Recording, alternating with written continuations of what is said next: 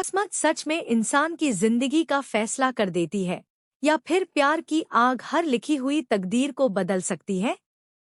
काव्या की शादी के मंडप में उस वक्त ऐसा तूफान उठने वाला था जिसकी किसी ने कल्पना भी नहीं की थी।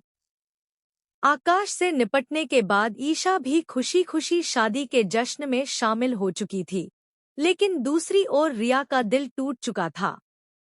वह बंटी से अपने प्यार को भुलाने की कोशिश कर रही थी, मगर उसकी आंखों के आंसू बता रहे थे कि उसका दिल अब भी बंटी के नाम पर धड़क रहा है। जब सूरज ने रिया का दर्द देखा तो उसने उसे बहन मानकर वादा किया कि आज वह जो मांगेगी उसे देने की कोशिश करेगा। लेकिन रिया जानती थी कि उसकी सबसे बड़ी चाह शायद कोई पूरी नहीं कर सकता। वह वहां से चली गई और अपने कमरे में जाकर बंटी की दी हुई हर निशानी मिटाने लगी, मगर तभी उसकी नज़र एक ऐसी चीज पर पड़ी जिसने पूरी शादी की कहानी पलट दी। उसके हाथ काव्या की कुंडली लगी और रिया तुरंत उसे लेकर मंडप में पहुंच गई। उसने पंडित से सवाल किया कि अगर काव्या की कुंडली यहाँ है तो बंटी के साथ किसकी कुंडली आई थी।